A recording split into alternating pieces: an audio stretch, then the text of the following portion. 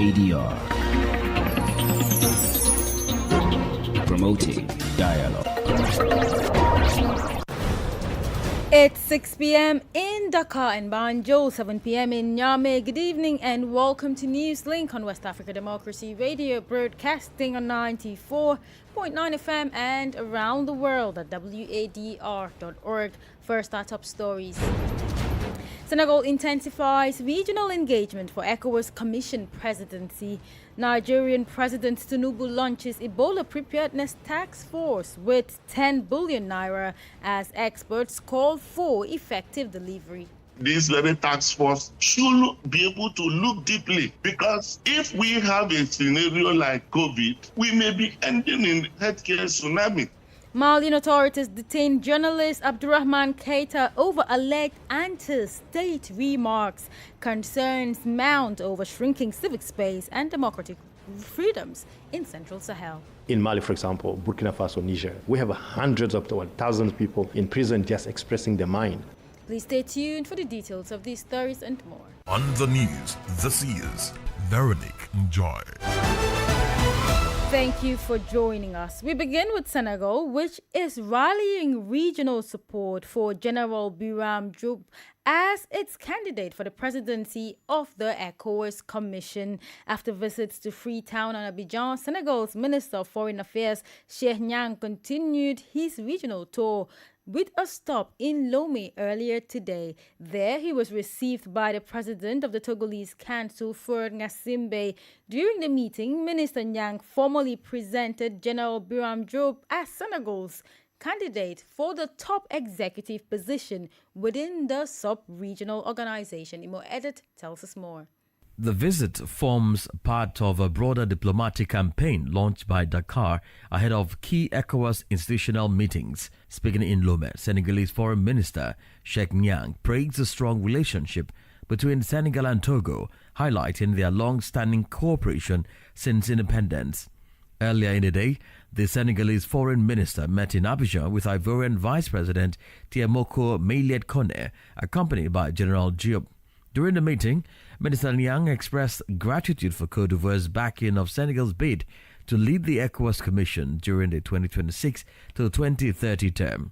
The diplomatic outreach began on June 6 in Freetown, where Sierra Leonean President Julius Maada Bio, the current chair of ECOWAS, received a Senegalese delegation led by Cheikh Niang and including General Birame Diop. President Bio reaffirmed his commitment to strengthening ties between Sierra Leone and Senegal as his country prepares to hand over the rotating leadership of the regional bloc. The effort also coincides with the possibility of President Bassirou Diomaye Faye assuming the rotating chairmanship of the Conference of Heads of State, a development that could significantly strengthen Senegal's influence within ECOWAS.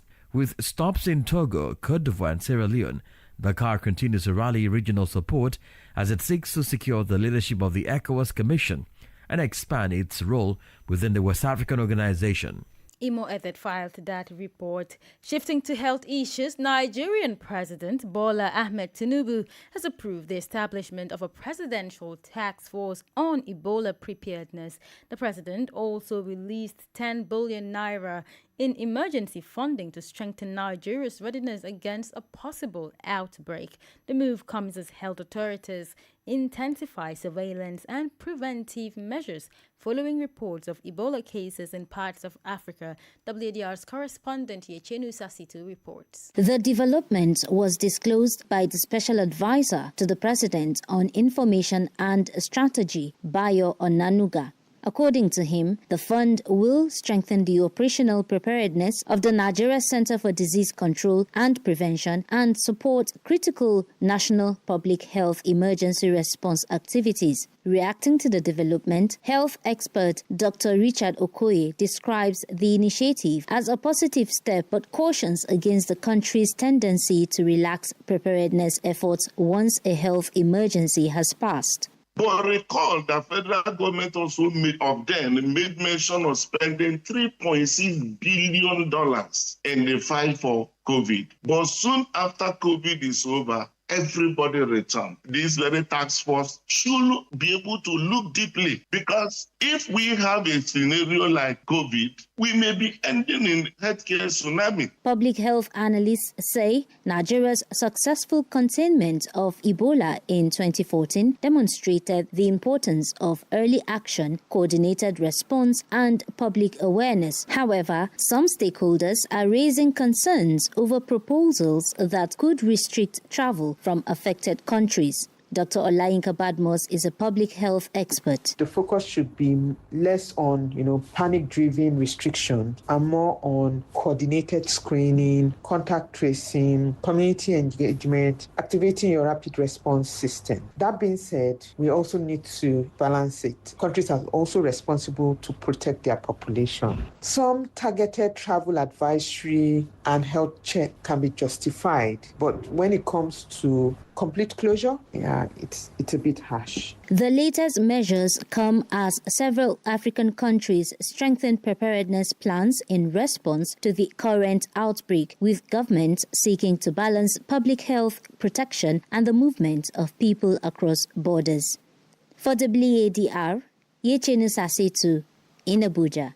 Now, concerns are growing over what some observers describe as an increasingly authoritarian trend in parts of West Africa, particularly in the Central Sahel, where military-led governments have been accused of restricting civic freedoms and narrowing democratic space. Human rights groups and civil society organizations have repeatedly raised alarm over the detention of journalists, activists, and government critics in Mali, Burkina Faso, and Niger amid broader debates about governance and political freedoms in the region. Speaking to WADR, the executive director of the Sahel Institute, Musa Kondo, argues that the trend is becoming increasingly evident, warning that restrictions on freedom of expression and civic participation pose serious challenges to democratic governance. It is not subtle at all. It's brutal. It's not subtle at all.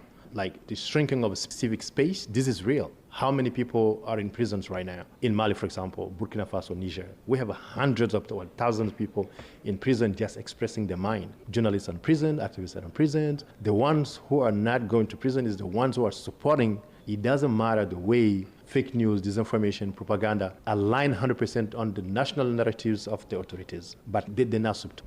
We should come together to push for more transparent, more space to speak, more freedom, individual freedom, group association freedom. But it's very important we come together and we never forget where we come from in terms of liberty and in terms of freedom. Never stop the struggle and the fight, because when we stop this, we're just going to disappear. Because the problem of Sahel, if we want to take it as in the very beginning, like the 60s, we'll spend a whole day. But the very recent reasons of instability in the Sahel is 100% poor governance, because it doesn't matter the regimes you are on. When you are able to deliver, people will always support you. That was Executive Director of the Sahel Institute, Musa Kondo, speaking there. More stories coming up on West Africa Democracy Radio. Newslink continues. Still on issues in the Central Sahel, Malian journalist Abdurrahman Keita has been remanded in custody on charges linked to alleged attacks on the state's reputation and national unity. Keita, who serves as director of the newspaper Le Témoin, is accused of disseminating false and misleading information intended to be perceived as authentic. The case follows his recent participation in a televised debate during which he stated that the Kidal region of northern Mali is currently managed by Malian terrorist leader Iyad Hali, who heads the Jenim terrorist group. Augustine Colley has more. After being summoned on Tuesday by the judicial unit specializing in combating cybercrime, Abdurrahman Keita was questioned by the prosecutor and then remanded in custody. The director of Le Témoin is accused of regionalist offenses intended to undermine national unity and the state's reputation. He is also being prosecuted for publishing and disseminating false and misleading information with the intention that it be considered authentic. His trial has been set for August 17 this year. Abdurrahman Keita's summons by the courts followed his participation in a televised debate during which he lamented that the Kidal region in northern Mali is currently being controlled by Malayan terrorist leader Iya Ghali, who heads the JNIM terrorist group. On April 25, JNIM fighters in alliance with the separatist movement FLA launched a series of attacks across the country.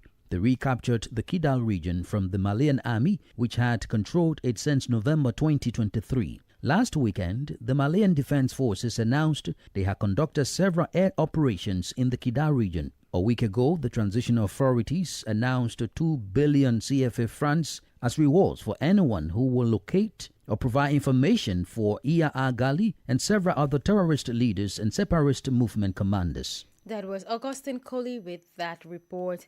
In neighboring Burkina Faso, the authorities have suspended 2 Muslim associations for 3 months. They include AS Salam and the Coordination of Young Muslims of Burkina Faso. The 2 organizations are accused of disturbing public order and failing to comply with their approved mandates and operational guidelines. The suspension was announced on Tuesday through 2 separate decrees issued by the Minister of Territorial Administration. Let's join Usman Umar for the details. 2 separate decrees were issued by the Minister of Territorial Administration to sanction the Muslim associations. The As-Salam Association has been suspended for 3 months for activities not in accordance with its purpose. A well-known Islamic organization in the country, As-Salam, is known for its solidarity work, including donations to the vulnerable people and the organization of educational activities. However, no details have been provided regarding the shortcomings observed in its activities. The second association suspended, also for 3 months, is the Coordination of Young Muslims of Burkina Faso, whose activities began in 2019. It is accused of disturbing public disorder following demonstrations organized after the arrest of Imam Mohammed Kindo. Like As-Salam, this organization was also involved in social and humanitarian work supporting vulnerable populations. These decisions also come after the closure of the Grand Mosque of Sunnis in Ouagadougou, linked to the arrest of the spiritual leader Kindo, who during a sermon denounced the authorities' intention to establish places of worship within the public administration. That was a report by our correspondent in Ouagadougou, Martin Kaba, voiced by Usman Umar. Now, West Africa is witnessing a renewed surge in irregular migration towards Europe. Authorities in Mauritania say more than 1,000 undocumented migrants have been rescued off the country's coast within the past 10 days. The migrants were attempting the dangerous sea journey to Europe, highlighting the continued risks taken by thousands seeking better economic opportunities abroad. The latest rescues have renewed concerns over rising migration flows and the growing humanitarian challenge along West Africa's migration route. Christopher Aticho tells us more. According to the Mauritanian Coast Guard, more than 1,000 migrants were rescued in a place of 10 days, or young people from several West African countries. The departures took place a few days after Tabaski, an important Muslim festival celebrated at the end of May. About 8 intercepted boats came from the Gambia and Senegal. All undocumented migrants intercepted at sea have been placed in new temporary reception centers for foreigners based in Nouakchott, the capital, and Nouadhibou in the north of the country. The Mauritanian Coast Guard warns of a resurgence in migration flows towards Europe via the West African coast. Nouakchott has also announced the strengthening of maritime controls. The increased maritime controls in Mauritania, Senegal, and Morocco have led to clandestine boat departures for the Canary Islands shifting further south. They are increasingly departing from the coast of the Gambia and Guinea, lengthening the time spent at sea and increasing the danger of those attempting irregular migration. Many young Africans are increasingly resorting to clandestine routes to try to reach Europe, following restrictions imposed by many West African countries on issuing visas. That was Christopher Teacher with that report. You're listening to Newslink on West Africa Democracy Radio, broadcasting from Dakar, Senegal, and online at wadr.org. Here's a reminder of our top stories. Senegal intensifies regional engagement for ECOWAS Commission presidency. Nigerian President Tinubu launches Ebola preparedness task force with 10 billion naira as experts call for effective delivery. Malian authorities detained journalist Abdurrahman Keita over alleged anti-state remarks. Concerns mount over shrinking civic space and democratic freedoms in Central Sahel region. Still ahead in the news, we have guest interviews, sports news. Stay with us. Fresh and breaking news all the time. Hear it first as the news breaks, only on West Africa Democracy Radio. Newslink continues. Authorities in Liberia have intercepted a large shipment of cocaine valued at more than $19 million at Roberts International Airport. The operation is being described as one of the country's most significant drug seizures in recent years and a major success in the fight against transnational crime. Officials say the seizure reflects growing coordination among Liberia's security and law enforcement agencies, underscoring their commitment to combating drug trafficking. WDR's Monrovia correspondent Abraham Parker reports. The street value of the seized narcotics is estimated at US $19.226 million, equivalent to approximately $3.6 billion Liberian dollars. Officers in charge of the Liberia Drug Enforcement Agency, Fitzgerald Biako, disclosed that authorities intercepted 198 compressed plates of cocaine concealed in 6 cargo buses that were being processed for export on a Brussels Airlines flight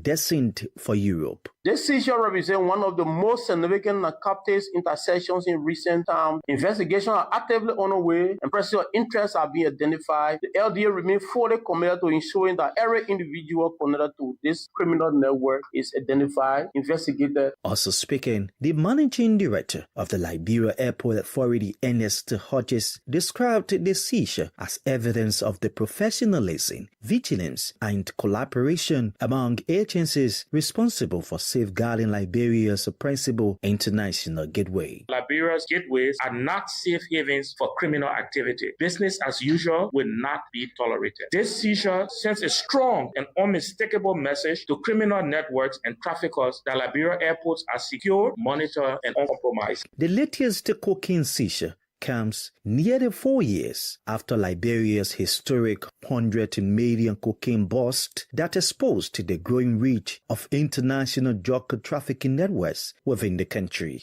While the 2022 case did not end in the government's favor following the acquittal and disappearance of key suspects, authorities say the latest operation reflects renewed determination to strengthen border security. For Newslink on WADR, Abraham Parker, Monrovia. In Ghana, the government is stepping up efforts to address the growing threat of flooding across the country. President John Mahama has ordered a nationwide assessment of flood-prone areas following recent floods that affected parts of the capital, Accra. The exercise seeks to identify vulnerable communities, the impact of human activities on drainage systems, strengthen preparedness measures, and improve the country's response to future flood emergencies.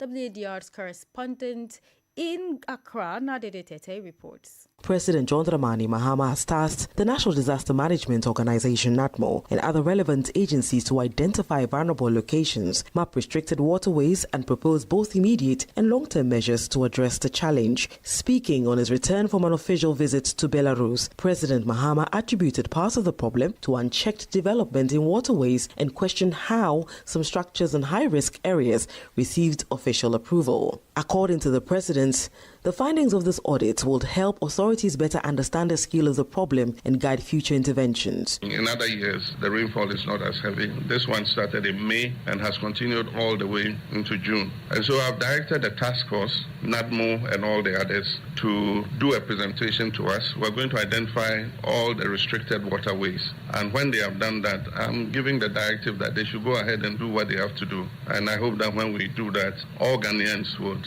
understand that it is government's business to protect the safety of all of us.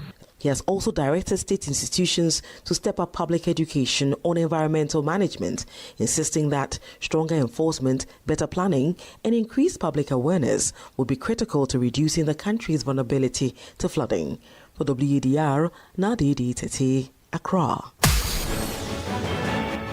Politics, analysis on major news, social matters, and all. This is A Guest. Well, I guess this evening focuses on Liberia following the seizure of cocaine at the Rabat International Airport, valued at over $19 million. The recent seizure is about the largest in the country's history and one of the many seizures in the Manu River Basin, which includes Sierra Leone. In late May, Freetown announced the seizure of 30 tons of cocaine in Sierra Leone. For more insight into the implications of these growing drug seizures and the security challenges they pose across West Africa, we're joined by security analyst Sam Siron in Monrovia. He'll help us unpack the regional impact and what authorities are doing to counter the threat. The Manu River region has been used in the past. And for now, the intelligence sharing between the Manu River Union countries are paying off. You know, the drug cartel usually look for a soft target. And for them, for years, Guinea-Bissau, other places in the region have been a soft target. But now that the intelligence sharing in West Africa, particularly the Manu River region, is in, and networking with each other regarding the movement of drugs and drug traffickers and all of those information are given an opportunity to us in West Africa so that we can crack down and reduce trafficking and reduce consumption and make the region safe. This is not a surprise because the region, like the last administration that was 2022-23, a huge quantity of drugs were also seized in Liberia. So these acts must be commended by our brothers and sisters in the neighboring country. Drug trafficker is a sign that you will not use our region. West Africa, particularly the Manu River Basin countries, will not be used as a transfer point for drugs in other parts of the world. That's basically that way it is. Does this also tell of, say, local cartel or networks in the Manu River Basin as well? Because Sierra Leone also announced in mid-May the record seizure of 30 tons of cocaine. Those drugs, if you find the destination, those drugs come from verified destinations. So it is difficult. It is not a local cartel. It is an international cartel finding safe, soft target, safety routes to transfer their drugs. So those cartels are not local. These are international drug cartels trying to find a region, local locations that will make it easier for them to have these drugs shipped to the final destinations. As you look at those quantities of those drugs, including the one that was seized in Sierra Leone, the quantity indicates directly that these are for shipment. What the traffickers and the cartels are looking for is to find a destination where a route that can deliver their goods to the destination. That's why it is. Does this in any way pose any threat to peace and security in the region? Because experts like yourself have argued that drug trafficking go hand in hand with other forms of organized crimes. Drug trafficking is an organized crime that have participants in various parts of the world. Drug trafficking is a serious security threat to any country. So if drug traffickers realize that the region they are particularly attempting to use like West Africa, now that they are having this thing going on, because drug trafficking is associated with different things. Drug trafficking comes with money laundering because the proceeds from drug trafficking is never being used directly. So drug trafficker involve money laundering. Drug trafficker involved in kidnapping. Drug trafficker involved in banditry. So all of these different activities associated with drug trafficking. So these activities are no different from the cartel that are facilitate, manipulate, and ship these drugs across the region. What needs to be done, the government in the region of Manu River Basin, in our country in West Africa, need to ensure that our security forces are well paid, well equipped, and they are above the level of suspicions. Regional security analyst Sam Siron speaking there. The 2026 FIFA World Cup kicks off tomorrow as football fans across the globe unite for the biggest tournament in the competition's history. Co-hosted by Mexico, Canada and the United States, this historic edition features 48 nations and 104 matches. The opening ceremony and first match will take place in Mexico City, where host Mexico face South Africa, marking the start of a month-long festival of football. Francis Boniface tells us about South Africa's chances in this tournament as one of the 10 African teams competing for the 2026 World Cup title.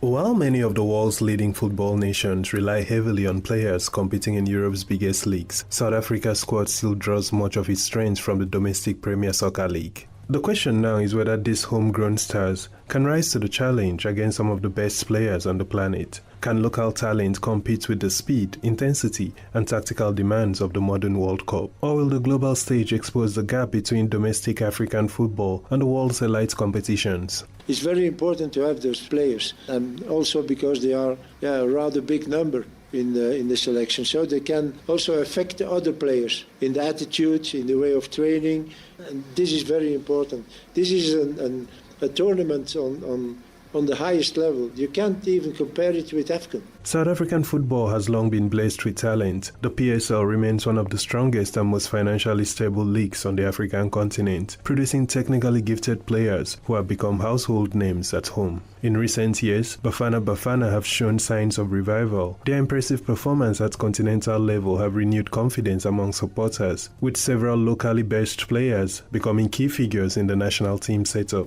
However, the World Cup presents a completely different challenge. I'm not sitting on the bench on Thursday to take revenge on the defeat that we had against Mexico with Belgium. Not at all.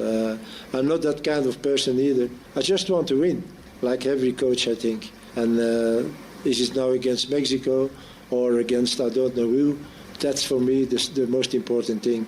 As the countdown to the 2026 FIFA World Cup continues, South Africa's locally based players stand at a crossroads. They carry not only the ambitions of Bafana, but also the hopes of a domestic league, eager to prove its worth on the world's biggest football stage. The global test awaits, and when the whistle blows, South Africa's local heroes will have the chance to show that talent developed at home can shine anywhere in the world. That was Francis Boniface with that package on South Africa's chances in the 2026 World Cup. And with that, we've come to the end of this edition of Newslink on West Africa Democracy Radio, broadcasting from Dakar, Senegal. Thank you for listening, and many thanks to Mustafa Sek and Maudo Ju for the technical assistance.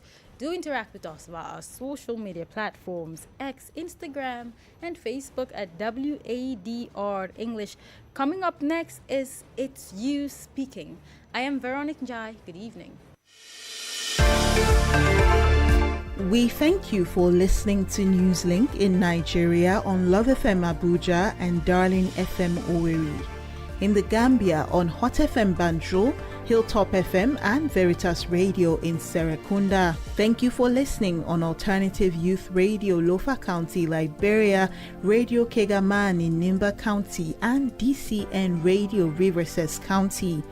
A big thank you to Radio Graft FM in Sierra Leone for listening, and in Ghana we thank Radio Pad in Damango and Royals FM in Wenchi. Thank you all for listening to Newslink.